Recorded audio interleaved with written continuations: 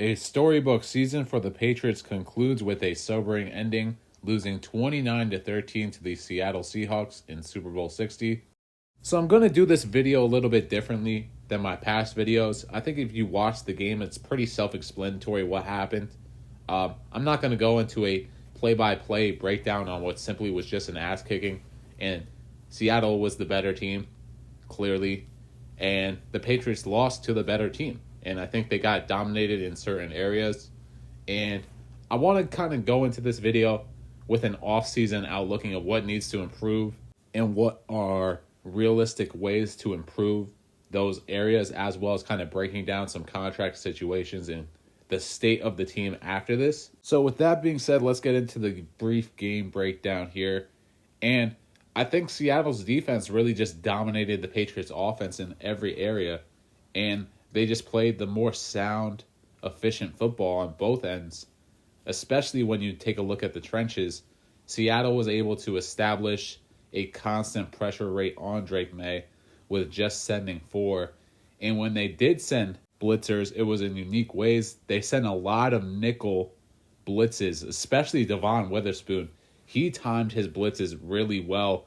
And I felt like Drake May, for the most part, was reading their secondary rather well on the game, but when it came to picking up those nickel blitzes, he was just simply did not expect them and was not prepared for them whatsoever.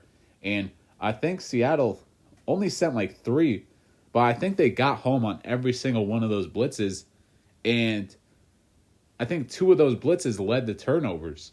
So it was very difficult for Drake May to really have and establish any bit of confidence in this game, especially with how the offensive line, particularly the left side, was playing. But also, Drake May had plays to be made in this game and simply just did not make them, whether it was holding on to the ball too long, inaccurate throws. Even on some of the throws where he made the proper reads, it was just an inaccurate throw, especially, I think it was the second interception maybe, where I think he was trying to locate Kyle Williams deep down the field on a little bit like of a deep cross. And if he throws that farther to the right side of the field, you might connect on the play, but he throws it behind him. And I think it was actually Julian Love who came up with that interception. And I think he made the right read because it would have been a one-on-one speed matchup there. And I like Kyle Williams in that setting, but I think it was just bad execution and a poor throw where he threw behind him right to the safety.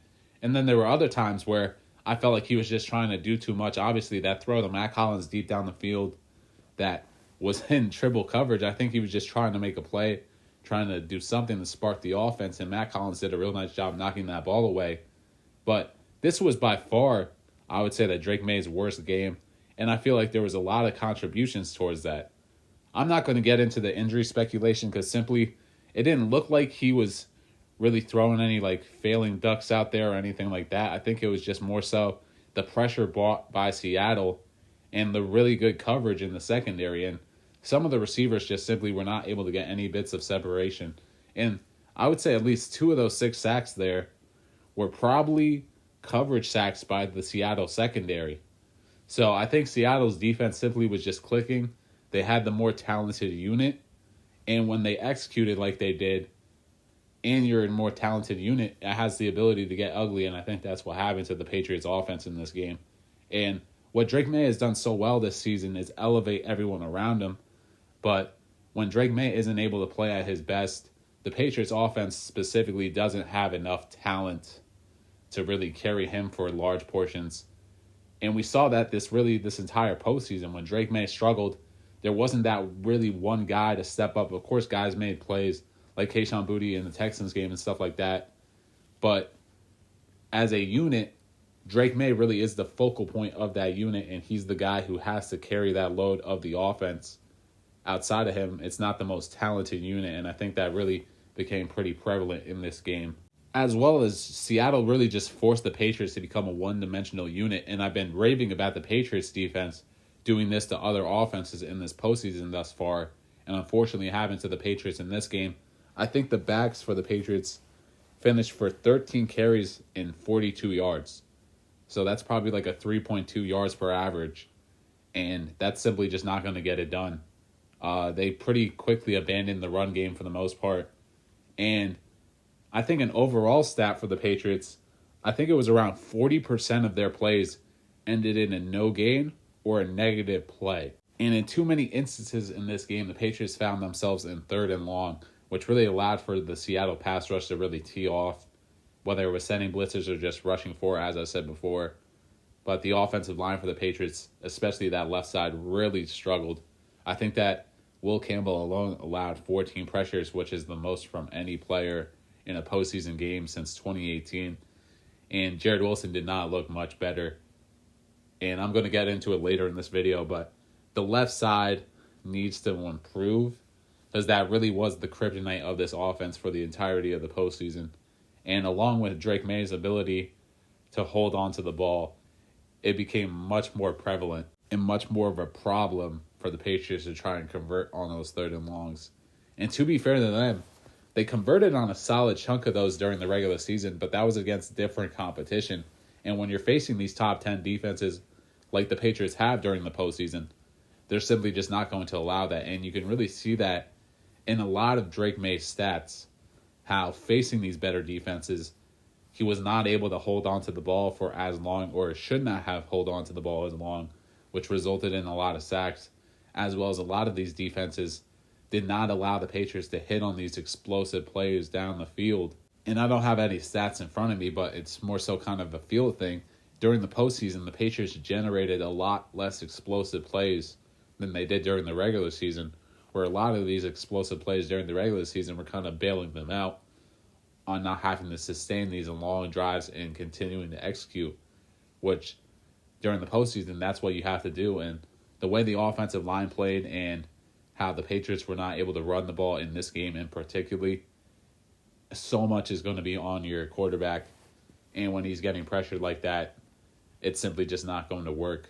It really was reminding me of the 2015 AFC Championship, where it felt like Brady was getting pressured every single drop back, and the Patriots were not able to run the ball against Denver's defense.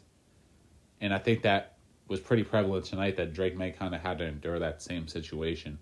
And the result kind of turned out the same, where both offenses really struggled, especially when the receivers were struggling to get separation. So it's not surprising that the Patriots offense really struggled. And another area that I'm sure people are going to criticize was the play calling, rightfully so. And more people were calling for more screens from the Patriots, but that really just simply wasn't their game this year, which is surprising because Josh McDaniels has been such a screen-reliant offensive coordinator in the past. But I think he realized that this team is just not a proper screen team and really failed to execute well on those. So I don't think that he wanted to turn to that area, especially when he knows that his team struggles. And that's a big-time ability to counter a pass rush, is the screen game. And we really saw that never be prevalent in the Patriots offense whatsoever this season. So I feel like Josh McDaniels was probably just not comfortable with that. And I think he had the idea of trying to slow up the pass rush with calling the draw plays, but even those just simply were not as effective as the screen would have been. So when you're allowing the pass rush to just tee off on your offense, especially when your offensive line is struggling and your quarterback's internal clock and pocket awareness just isn't there on the game, it really just results in disaster, and that's kind of what we saw from the Patriots offense.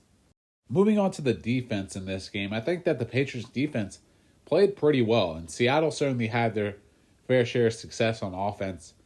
But just considering the time of possession and how much the defense was on the field, I think that they held their own. And in the game, I think they held Seattle to 22 points, only gave up one touchdown drive, I think. And I would say the best two Patriots players on the field in this game were probably both in the secondary. That was Craig Woodson and Christian Gonzalez. And they both played a really good game. Of course, Gonzo had 3 pass breakups, really did not allow a target in his area. I think the one big play that was really thrown against him, he was in zone coverage there. And he really came out to play. And I thought that he played great in coverage, tackling-wise. And he made a lot of big-time plays for the Patriots, where if he doesn't make those plays, it's even more of a blowout. And Craig Woodson, I just love the way that he played in this game, playing downhill. Really was a sure tackler, especially on a game where the Patriots really tackled poorly for the majority of it. coming down from that safety position and challenging Kenneth Walker consistently in the run game, making multiple tackles for loss, as well as playing pretty solid coverage whenever he was asked to drop back in those positions. He was really impressive, especially for a rookie in today's game. And I think that those two probably played the most complete game of any Patriots players in today's game. And as I said before, I think the defense didn't have their best game compared to others during this postseason run. But I felt like that was more so because Seattle was able to establish both of the areas in their offense, which was the running game, especially that outside zone. The majority of the game, Seattle was able to get to the edges. And I think to start off the game, the Patriots did a pretty solid job of setting that edge. But I think a counter to that was Seattle started double teaming the end position on the Patriots defensive line. And there's a multiple number of times where you saw either like crack blocks coming in from the wide receivers or straight up just double team blocks on the edge there, which really allowed for Kenneth Walker to get to the edge. And when that edge isn't set and he has the speed that he does, he's going to be able to consistently get to the outside no matter how much interior pressure you bring. And there was multiple times where Christian Barmore, Milton Williams, and Kyrus Tonga had one on the middle, but they just simply weren't able to catch up to Kenneth Walker because of his speed factor. And once Seattle really was able to establish that outside zone, it made running the ball up the middle easier. And I still don't think that they had a great success running up the middle into those D tackles, but when defense was on the field for as long as they were towards the end of that game, that's where we saw those big time runs kind of break through up the middle, and Seattle's blocking really took its toll on the Patriots defensive line, especially the double team blocks up the middle, which kind of neutralized Milton Williams, Christian Barmore, Kyrus Tonga, and all the interior defensive tackles there. And it forced the linebackers to kind of tackle in open space, and it simply just was not their best tackling day. So that really was a combination of the defense being tired, as well as Kenneth Walker being a very good back. And for the most part, I think that the secondary played rather well. JSN did not have a big game whatsoever. Shaheed, I think, only had 2 catches on the game, if that. I think of any area where the Patriots were getting beat, it was more so by the tight ends. I think it was Barner who came up with several pretty big catches for Seattle. But the secondary played really well, I would say, for the most part of the game. And the Patriots' defensive line was able to get pressure on Sam Darnold. Sam Darnold was not a game breaker by any means. To his credit, he made some really nice throws under pressure, but there was also some throws he missed just due to that pressure. And I don't say this as an insult to him, because he played a pretty good game considering the amount of pressure he was under, and he certainly handled that pressure better than Drake did, I would say. But he managed the game really well for Seattle, and he certainly took his shots early on in that game. It's just the Patriots played really good defense. But as the game wore on, you kind of saw him play more conservatively, did a real nice job of recognizing, hey, I don't have to make a big play here. I just got to consistently be efficient and put my team in scoring positions. And if you take away the touchdown he threw, Seattle still wins that game just from good, complete offense being efficient, because they got 5 field goals against this Patriots defense. And Sam Darnold did a real nice job, as I said, of making throws under pressure in this game. And there's one in particular where he actually missed, but it was the out route to Cooper Kupp, where even though he missed on that throw, and the throw was pretty open, it's just a smart throw, throwing to the sideline, not putting anything outside, understanding the game situation, and you're not putting the ball in harm's way. And unfortunately, Cooper Kupp wasn't able to come up with it. It was a little too far to the outside. But it's just stuff like that on third down where you don't want to put your team in a disadvantage by turning the ball over. And Sam Darnold did a great job of recognizing that. And it really was the opposite of what C.J. Stroud did with his defense and trying to make those explosive plays or make every play on his shoulder.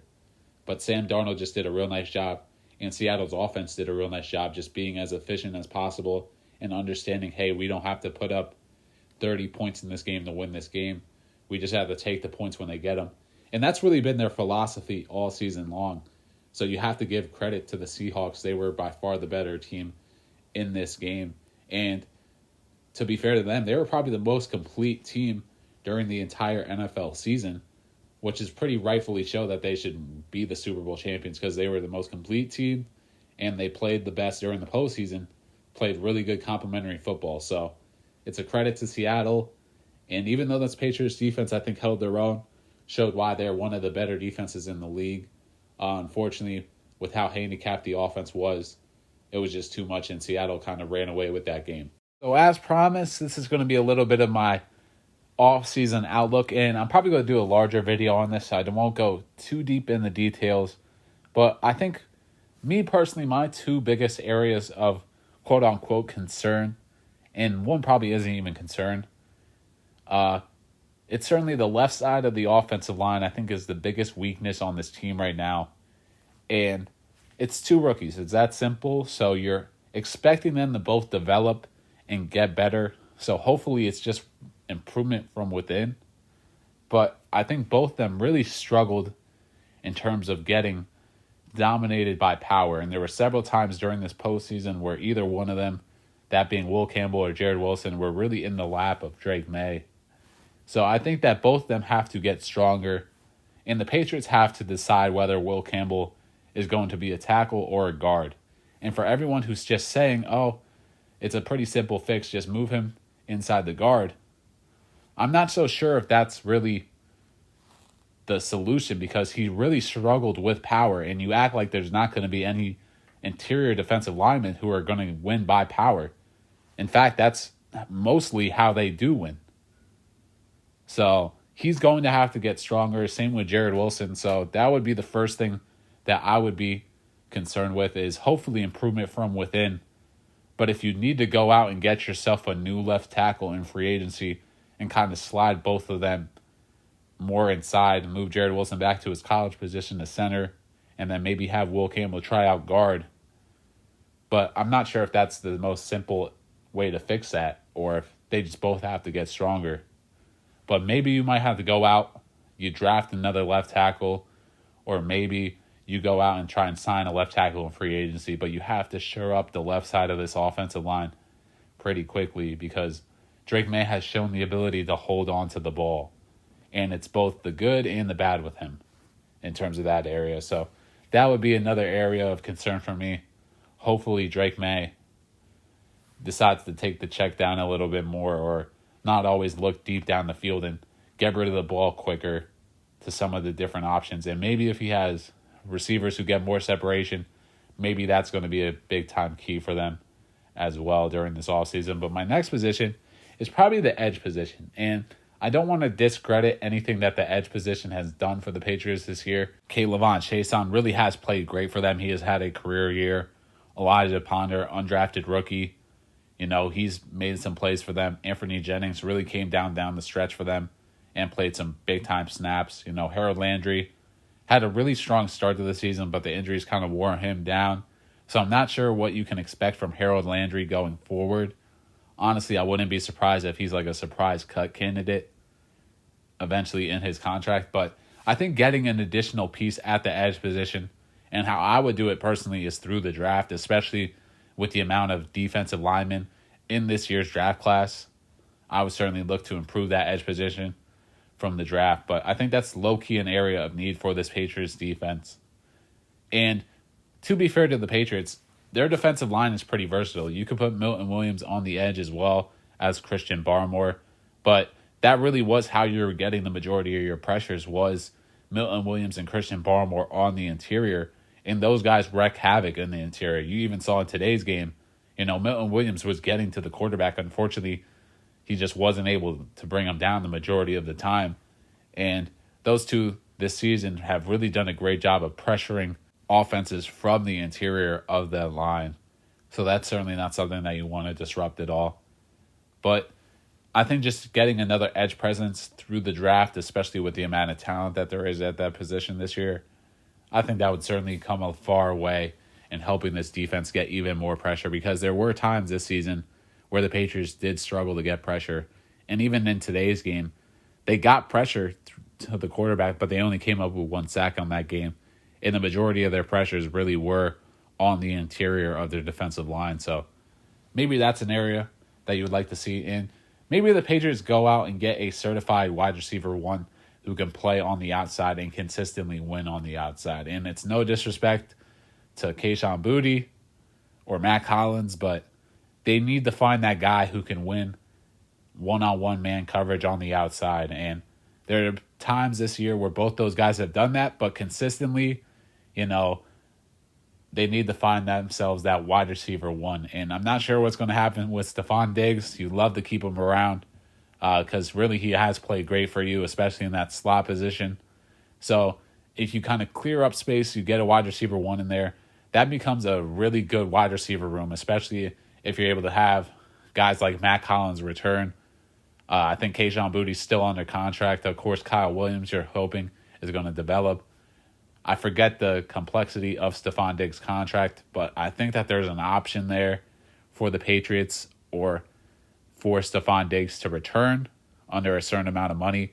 And with the amount of success he's had this year, I wouldn't see why he wouldn't want to return, but maybe he opts to go ahead and try and find himself a more optimal role or maybe more money elsewhere. So it's going to be interesting to see what happens with the Patriots here. And as I said before, I'm probably going to do a more detailed offseason video, so I won't dive too far into it. But the Patriots are still in a really good spot. They have a ton of cap space for this upcoming offseason.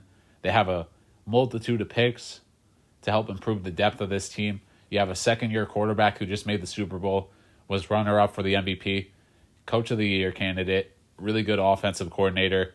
Your defense looks really good, top 10 defense. So you're in a really good spot, and you have a lot of chances to improve this team and hopefully bring them over the top for next season. But it's only going to get more difficult. You're going to face that first-place schedule, and there's going to be a number of different teams getting their starting quarterbacks back fully healthy this season. So it's going to be a tough road, but the Patriots have all the options there to improve this team. All right, everyone, that's going to wrap up this video here. Of course, a disappointing end to the season, but as a Patriots fan, you have to be pretty ecstatic to where this team is in terms of that timeline, quote-unquote, rebuild. And you represented the AFC in the Super Bowl in Drake May's second year, and you have a ton of cap space and all the ability and options to help improve this team and hopefully get them over the top. But from a personal standpoint, thank you so much if you've been consistently watching these videos all season long. I really do enjoy making them, and hopefully the Patriots are able to take that next leap and come up with another Lombardi next year. But thank you so much for watching, and hopefully I'll check you all out in the next one.